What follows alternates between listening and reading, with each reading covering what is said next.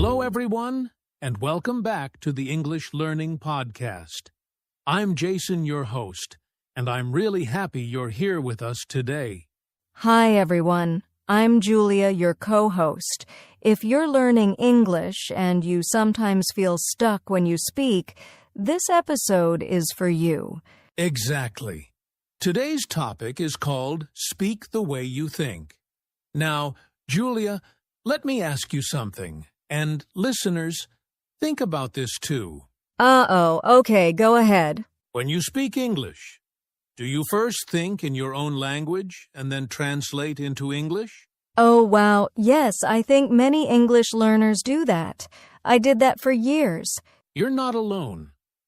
Most learners translate in their head, word by word. And that's why speaking feels slow, stressful, and uncomfortable. And sometimes you know the answer, but your mouth just doesn't move. Exactly. So today, we're going to talk about how to stop translating and start speaking more naturally, the way native speakers do. Don't worry. This doesn't mean using difficult words or perfect grammar. Not at all. It means learning how to think in ideas, not in grammar rules. And we'll share simple examples, real situations, and easy exercises you can try today. So if you want to speak English with more confidence and less fear, and finally say what you're thinking without panic, stay with us. Let's get started. So, Julia, let's start with the big question. What does speak the way you think actually mean? Yeah, because when learners hear that, they might think, wait, I think in my own language. Is that wrong? Great question. And no, it's not wrong. But when we say speak the way you think, we mean thinking in ideas, not translating words. So it's not about grammar rules in your head? Exactly. When you translate, your brain does 3 jobs. First your language, then English, then grammar. That's too much work. No wonder people freeze when they speak. Right. But when you speak the way you think, you start with a simple idea. For example, instead of thinking, okay, present perfect verb preposition. You just think, I'm tired. I like this. I don't understand. Perfect examples. Native speakers don't think about grammar first. They think about meaning. That's interesting, because many learners think good English means long sentences. Yes, and that's a big misunderstanding. Good English is clear English, not complicated English. So speak the way you think means using short, natural sentences? Exactly. Short sentences, real words, and real thoughts. Like how you actually talk in real life, not in textbooks. Yes, textbooks teach structure, but real English is about connection. And that feels much more comfortable. It does. And once learners understand this idea, speaking becomes faster and more confident. So today, we're not teaching perfection. We're teaching natural communication. All right, now let's talk about a problem almost every English learner has. Translating in your head. Yes, and it feels normal, right? You think, this is how I learned English. Exactly. But the problem is speed. When you translate, your brain is doing too much work. Let me guess. First, you think in your language. Then you translate into English. And then you check the grammar. That's 3 steps. And speaking needs to be fast. That explains why learners pause so much. You hear a question and inside your head it's like loading. Yes, like a slow computer. By the time you're ready to answer, the moment is gone.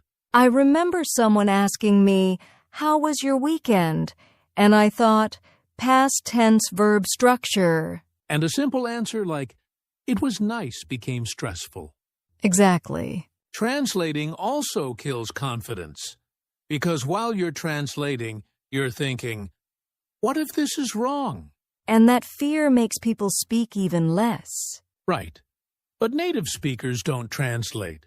They respond immediately because they think in ideas, not sentences. So they hear a question and answer naturally. Yes. And here's something important. Even if your grammar is not perfect, communication still works. That's such an important message for learners. When you stop translating, you start reacting. And real conversation is about reaction, not perfection. So if listeners feel slow when they speak, It's not because they're bad at English. it's because they're translating too much. Exactly. And the good news is, you can train your brain to stop doing that. Now let's talk about some very common mistakes English learners make, and honestly, almost everyone makes them. Yes, and if you're listening, don't feel bad. These mistakes are normal. Exactly. Mistake number 1, trying to speak perfectly. Oh, yes. Learners think, if my English is not perfect, I should not speak. But perfection is the enemy of communication. When you focus too much on grammar, you stop thinking about meaning. And your message gets lost. Right. Mistake number 2, thinking in long sentences. People try to sound smart, so they create very long sentences in their head. But in real life, native speakers use short sentences. Clear. Simple. Like, I'm not sure, let me think, I agree. Exactly. Mistake number 3, being afraid of mistakes. This one is huge. Fear makes people silent. And silence means no practice. No practice means no improvement.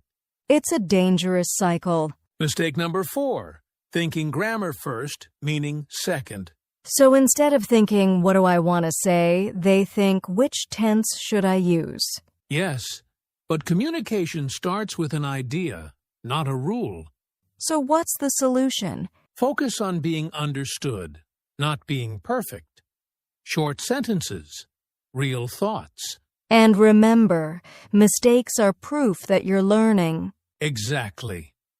Every mistake is one step closer to fluency. Now, Julia, let's talk about something many learners are curious about. How do native speakers actually think when they speak English? Yes, because learners often believe native speakers are thinking about grammar all the time. But the truth is, we're not. Native speakers don't think in grammar rules. So no tense charts in your head? None at all. We think in ideas, pictures, and feelings. That's interesting. So when someone asks you a question, what happens in your mind? I understand the idea and I react. That's it. So it's more like a feeling or response. Exactly. For example, if someone says, "Are you tired?" I don't think. Present simple adjective. You just say, yeah, a little. Right. Simple and natural. I think learners sometimes feel their English is bad because it's simple. Yes, but simple English is strong English. Native speakers use simple words every day. So real English is not like exam English. Not at all. School English teaches accuracy. Real English needs speed and clarity. That's a big mindset change. It is. Once learners stop trying to sound perfect, they start sounding natural. And that's the goal. Exactly. To speak English the way real people do. All right. Now it's time to practice. If you're listening, don't just listen. Speak with us. Yes, this part is very important. You can do this anywhere, at home, in your car, or walking outside. Let's start with something very simple. Look around you right now and name 3 things in English. I'll go first. Table, phone, window. Perfect. No grammar, no sentences, just words. And notice, no translating. Exactly. Now let's add a simple sentence. Say what you're doing right now. Okay, I'm sitting. I'm listening. I'm talking. Great! Short, clear, natural. At first, this might feel strange. Yes, but that's your brain learning something new. Now, let's try self-talk. Self-talk means talking to yourself in English, right? Exactly. For example, I need coffee. I'm a little tired. I like this episode. I like that one. Now, here's an important rule. Don't correct yourself too much. So even if it's not perfect, just keep going? Yes, fluency grows from flow, not correction. This feels much easier than translating full sentences. Because it is. You're thinking in ideas, not grammar. Listeners, try this for 1 minute today. Just 1 minute, and you'll feel the difference. All right, Julia, now that we've practiced thinking in English, let's talk about daily habits that can help you speak naturally. Yes, because practicing one time is good, but daily habits make a real difference. Exactly. Habit number 1, self-talk in English. Talk to yourself about what you're doing, thinking, or feeling. Like, I'm cooking dinner, I'm reading a book, I'm tired. Yes, simple sentences, repeated every day.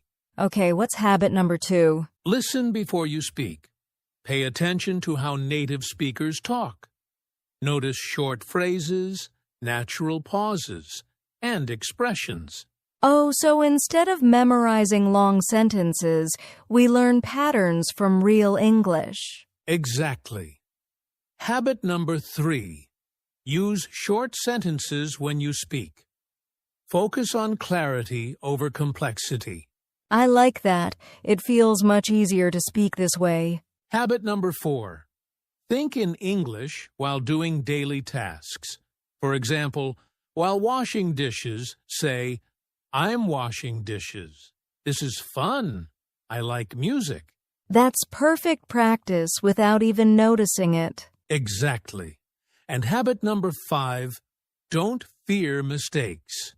Each mistake is progress. Remember that. So these habits train your brain to speak naturally, not perfectly. Yes. And if you practice these habits daily, even 5 or 10 minutes, you'll notice big improvements in a few weeks. I love that. It's simple but powerful. That's the key. Consistent, simple practice. Not perfection. Jason, we've talked about thinking in English, practicing and forming habits, but many learners still feel nervous or scared when speaking. Yes, Julia, and that's completely normal. Fear is one of the biggest obstacles to speaking English. I know learners often think, what if I make a mistake? What if I sound silly? And here's the truth. Mistakes are proof that you're learning. Every time you speak, even with mistakes, you improve. Yes, and confidence grows step by step, not overnight. Exactly. A small action every day builds courage. Even one short sentence in English counts. I like that. So instead of waiting to feel perfect, learners should start speaking now. Right. Because confidence comes from experience, not theory. And the more you practice thinking and speaking in English, the more natural it becomes. Yes. And here's a tip. Celebrate small wins.